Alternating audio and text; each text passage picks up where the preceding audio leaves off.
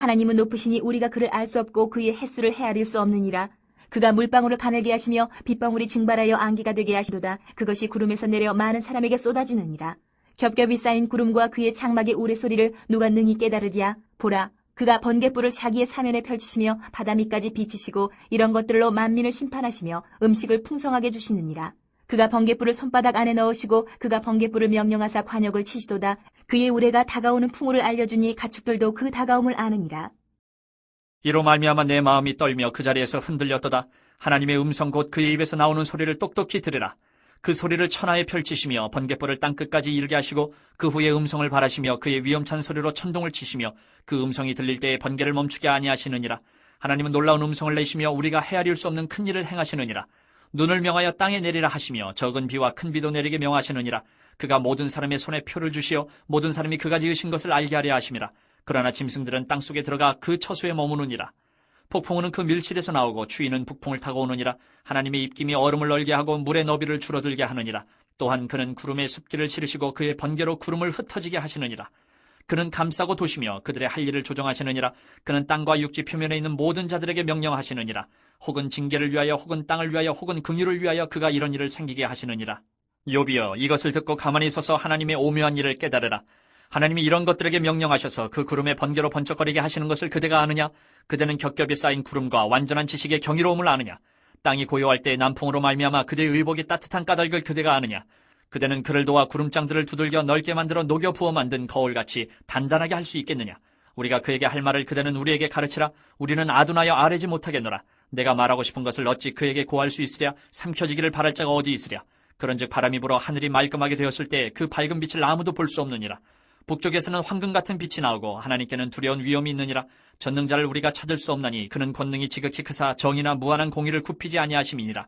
그러므로 사람들은 그를 경외하고 그는 스스로 지혜롭다 하는 모든 자를 무시하시느니라. 36장, 37장에 걸쳐있는 말씀을 함께 읽었습니다. 이 36장, 37장은 엘리후의 마지막 발언이다, 그렇게 불려진다 그랬죠. 그래서 어제 25절까지 함께 나누었고요. 또 오늘 26절 이후 또 37장 전체 말씀을 함께 읽었습니다. 엘리후가 계속해서 이 마지막 발언을 통해서 말씀하는 게 뭡니까? 선과 악을 가장 정확하게 파악하실 수 있는 분은 전능하신 하나님이시다. 인간은 속일 수 있고 속임을 당할 수도 있다. 인간의 선과 악을 정확하게 파악할 수 없다. 그런 얘기 나눴죠. 그리고 하나님이 하시는 일은 항상 옳으시고 하나님 하시는 일은, 하나님이 결정하시는 일에는 아무도 다른 의견을 제기할 수 없다. 하나님은 찬송받으시기에 합당한 분이시다. 그렇게 하나님을 소개했습니다. 그리고 이제 오늘 이어지는 엘리후의 발언을 보니까요, 엘리후의 발언이 하나님의 위대함에 초점을 맞추고 있어요. 하나님의 위대함을 찬송하면서 특별히 우리의 인식 범위를 뛰어넘으시는 광대하신 하나님, 초월적인 하나님을 소개하는 거죠. 특별히 바람과 비, 풍우를 주관하시는 그 하나님의 오묘한 섭리를 자세하게 묘사하고 있습니다. 또 이런 하나님의 광대하심을 생각할 때 욥은, 또 우리 인간은 너무나 미약한 존재임을 부각하면서요, 하나님 앞에서 우리가 도대체 무엇을 질문할 수 있겠는가, 따질 수 있겠는가, 스스로 지혜롭다 할 수 있겠는가, 욥을 비판하고 있습니다. 오늘 이 본문의 말씀 속에서 우리에게 주시는 교훈을 깨닫고 하나님 마음 얻기를 원합니다. 첫째로 오늘 본문 속에서 우리는요, 초월하시는 하나님을 만나게 됩니다. 초월하시는 하나님. 여러분, 초월한다라는 것은 어떤 기준이나 한계를 뛰어넘는 걸 말하잖아요. 하나님이 초월하신다는 건요, 우리의 인간의 한계, 우리 인간의 범위, 수준, 우리 인간의 인식, 우리 인간의 경험한 바, 감각하는 바, 하나님께서 이 모든 것들을 뛰어넘고 계시다는 뜻입니다. 하나님이 초월적이시다. 오늘 본문 속에서 초월적인 하나님을 만나게 되는 거죠. 오늘 보면 26절 보시면요, 26절 같이 읽어볼까요? 시작. 하나님은 높으시니 우리가 그를 알 수 없고 그의 횟수를 헤아릴 수 없느니라. 엘리후가 초월적인 하나님, 하나님의 광대하심을 선포해요. 하나님은 높으시니, 높으시다 이 말은 위대하시다. 하나님은 위대하시다 선포하는 거죠. 하나님의 위대하심으로, 우리보다 그분이 크심으로 우리가 그를 알 수 없어요. 우리가 그를 가늠할 수 없고 이해할 수 없다고 선포합니다.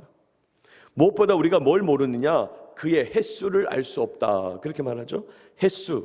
여러분, 횟수가 뭡니까? 하나님의 연대, 하나님의 나이를 산정하려니까 시작이 있어야죠. 하나님의 시작. 그런데 우리는 그런 걸 알 수 없다는 거죠. 그렇습니다. 우리가 믿는 하나님은 시작도 없고 끝도 없는 분이죠. 영원부터 영원까지 계신 분. 우리 하나님이 얼마나 광대하시냐? 우리가 그 횟수를 알 수 없다. 시작이 없으시고 끝도 없으시다. 오늘 엘리후가 하나님을 증거하는 거예요. 하나님이 위대하시다. 그렇게 엘리후가 말하면서, 자, 그러면 위대하신 증거가 뭐냐? 광대하신 증거가 뭐냐? 36장 27절 이하에서부터 37장 4절까지 하늘의 기상현상을 쭉 언급하고 있어요. 여러분 눈으로 한번 보시기 바랍니다. 27절 물방울, 빗방울, 안개 이런 단어가 나오죠. 또 28절 이하에 구름, 번개치는 소리, 또 계속해서 번개불, 우레라는 것은 천둥을 말하는 거죠. 풍우, 즉 바람과 비 같은 기상현상을 말하는 거죠. 이런 기상현상을 말하면서 하나님의 광대하심을 보라는 거예요. 하나님의 위대하심을 보라 하고 쭉 증거하는 거죠. 계속해서 그런 기상현상을 말하는 거예요. 그렇게 기상현상을 통해서 위대하신 하나님의 증거를 말한 다음에 37장 5절에서도 한번 정리하는 거죠. 하나님은 초월적이시다. 5절 보시면요, 하나님은 놀라운 음성을 내시며 우리가 헤아릴 수 없는 큰 일을 행하시느니라. 또 하나님의 초월적인 모습을 강조합니다. 하나님은 우리가 감당할 수 없는 놀라운 음성, 놀라운 크기로 다가오신다. 우리가 미처 다 헤아릴 수 없는 큰 일을 행하시는 분이다. 초월적인 하나님이다. 정리하는 거죠.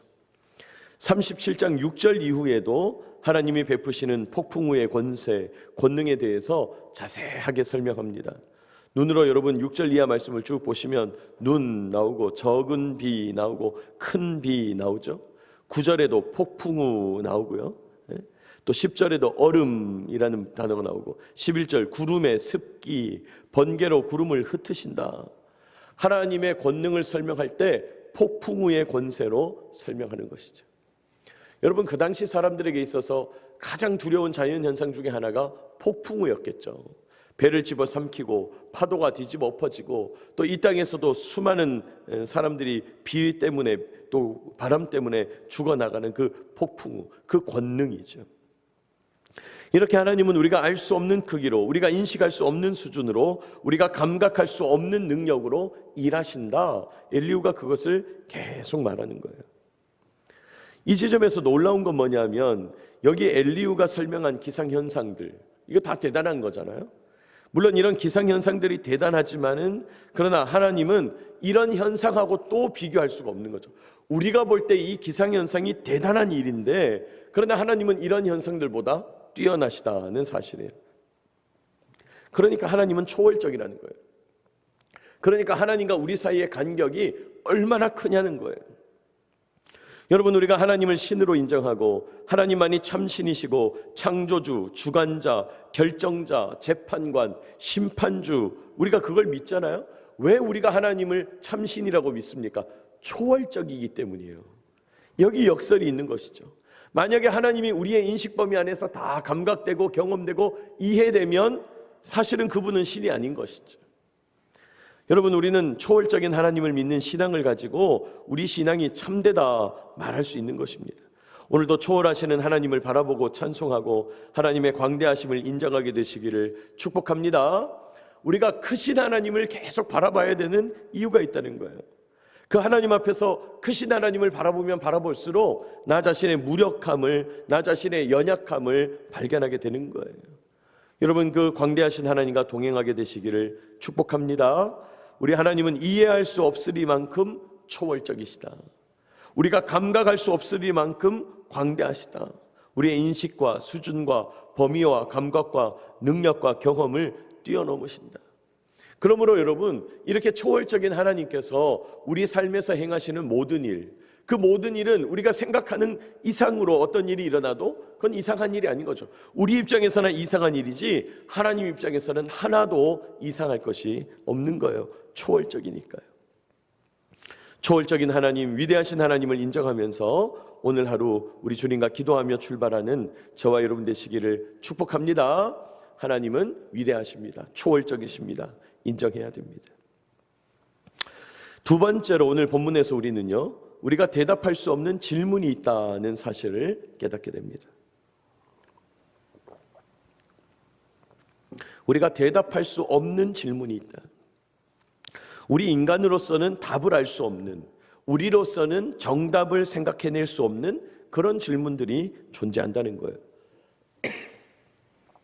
오늘 보면 14절 보시면요, 14절 욥이여 이것을 듣고 가만히 서서 하나님의 오묘한 일을 깨달으라 이렇게 말하죠. 하나님이 행하시는 오묘한 일, 오묘하다는 게 뭡니까? 우리로서는 이해가 안 되니까 오묘하다 이렇게 표현하죠. 하나님이 행하시는 신묘막측한 일, 그거를 깨달아라. 지금 엘리후가 욥을 몰아세우는 말이에요. 도대체 이런 하나님의 뜻을 깨닫지 못하는 거냐 이렇게 몰아세우는 거죠. 자, 그러면서 질문을 던집니다. 15절 하나님이 이런 것들에게 명령하셔서 그 구름의 번개로 번쩍거리게 하시는 것을 그대가 아느냐? 무슨 말입니까? 하나님께서 구름 위에서 번개불이 번쩍번쩍 나게 하시는데 과연 당신은 그게 어떤 원리로 번개불이 생성되는지를 아냐 이 말이에요. 또 16절 그대는 겹겹이 쌓인 구름과 완전한 지식의 경이로움을 아느냐? 하늘에 구름이 겹겹이 쌓여 있는데 그 지식의 경이로움을 당신은 아냐? 뿐만 아니라 이 세상의 지식이 구름처럼 켜켜이 끝도 없이 쌓여 있는데 이 세상의 수많은 지식을 과연 통달했냐? 그 얘기죠. 17절 땅이 고요할 때에 남풍으로 말미암아 그대의 의복이 따뜻한 까닭을 그대가 아느냐? 남풍이 불어오는데 왜 뜨거운지, 남풍이 왜 뜨거운 건조한 바람이 불어와서 옷을 뜨겁게 하고 말리는지 당신이 아냐? 18절 그대는 그를 도와 구름장을 두들겨 넓게 만들어 녹여부어 만든 거울같이 단단하게 할 수 있느냐? 구름을 두들겨 펴서 거울처럼 단단하게 만들어낼 수가 있냐? 여러분 옛날 거울은 전부 동으로 만든 놋거울이잖아요. 그러니까 부어 만들었다 이 말은 청동을 놋을 부어서 만들어서 계속 반질반질하게 닦으면 그 닦은 면이 밝아져서 거울이 되는 거죠. 그렇게 만들 수가 있냐? 여러분 이런 질문에 어떻게 대답할 수 있습니까? 도무지 대답할 수 없는 하나님 영적 차원의 하나님의 천상세계 차원의 질문을 하는 것이죠. 그러니까 이런 대답할 수 없는 질문을 하면서 엘리후가 자연스럽게 욥을 공격하는 것입니다. 20절 내가 말하고 싶은 것을 어찌 그에게 고할 수 있으랴? 삼켜지기를 바랄 자가 어디 있으랴? 무슨 말이냐? 내가 말하고 싶은 것, 내가 말하고 싶은 말이라고 해서 하나님 앞에서 다 해도 되는 거냐? 지금 그 얘기하는 거예요. 욥 당신이 보니까 하나님 앞에서 그냥 할 말 안 할 말 그냥 다 쏟아내고 있는데 그게 맞는 거냐? 하나님 앞에서 이런 말 저런 말 가리지도 않던데 잘도 말하던데 그게 옳은 일이냐? 당신이 진짜 하나님 앞에서 멸망당하기를 바랬단 말이냐? 막 이렇게 몰아세우는 것이죠. 여러분 그렇습니다. 우리가 대답할 수 없는 질문, 우리가 이해할 수 없어서 답을 줄 수 없는 주제, 그런 것이 있다는 거예요. 그래서 24절 엘리후의 결론입니다. 그러므로 사람들은 그를 경외하고 그는 스스로 지혜롭다는 자를 무시하시느니라. 엘리후가 말하는 거죠. 욥, 당신은 스스로 지혜롭다고 하는군요. 당신은 지금까지 스스로 지혜롭다고 했는데 하나님은 그런 사람을 멸시하십니다. 무시하십니다. 스스로 지혜롭다 한다면 내가 지금 했던 이 질문에 대해서 대답해 보시오 이 말이죠. 대답할 수 없는 질문이 있다는 사실 이제는 알겠죠? 하나님은 그런 사람 높이지 않고 무시합니다. 욥에 대해서 지적하는 것입니다. 여러분 그렇습니다. 하나님은 초월적이다고 말씀드렸는데요, 초월적인 하나님 앞에 우리가 서면요, 우리는 너무나 미약하고 연약한 존재임을 발견하는 것이죠.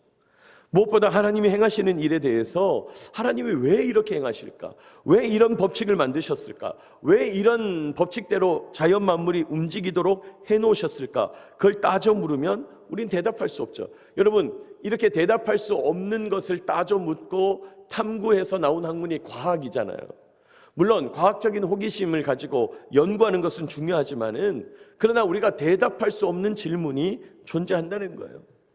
과학의 역설이 뭡니까? 대답을 지금까지 많이 했어요, 과학이. 그래가지고 우주나 이 자연 만물에 엄청나게 많은 지식을 규명했어요. 그러나 알면 알수록 놀라운 건 뭐예요? 모르는 영역이 더 크게 다가오는 거죠. 여러분, 이게 과학의 문제, 지식의 문제죠. 알면 알수록, 대답하면 대답할수록 모르는 얘기가 더 많이 다가오는 거예요. 여러분, 하나님이 행하시는 일에 대해서 전혀 대답할 수 없는 존재인 우리가 우리보다 크시고 초월적인 하나님을 향해서 따지고 하고 싶은 말 다 하고 내가 이해되지 않는다고 해서 몸부림치고 탄식하고 호소하는 것, 그게 뭐 죄다, 그거 나쁘다, 그런 얘기가 아니라 과연 그게 옳으냐 이 말이에요. 하나님이 보실 때는 얼마나 웃긴 일이냐. 예? 여러분, 오해하시면 안 됩니다. 하나님은 우리의 연약함을 아시고 인정하는 분이에요. 하나님은 우리의 연약함에서 오는 부족한 모습들을 받아주시는 분이에요. 우리가 대답할 수 없는 질문 앞에서, 이해할 수 없는 결과 앞에서 의심하고 저항하고 탄원하고 걱정하고 한숨 쉬고 고통하고, 여러분, 그런 모습을 하나님께서 거부하거나 미워하시거나 내치시거나 그러지 않으신다는 거예요. 자, 그런데 하나님이 우리를 품어주시고 인정하시는 거하고 하나님 앞에서 우리가 어리석게 행하는 거하고 그건 다른 얘기인 거예요. 그건 다른 차원의 얘기인 거예요. 하나님이 아시고 인정하신다고 해서, 쉽게 말해서 하나님이 봐주신다고 해서 언제까지 늘상 하나님 앞에서 투정만 하고 있을 거냐, 그건 다른 문제다 이 말이에요. 여러분, 우리가 대답할 수 없는 질문이 있다 그랬죠? 우리가 이해할 수 없는 결과도 있다는 것입니다. 우리가 그 사실을 인정해야 돼요.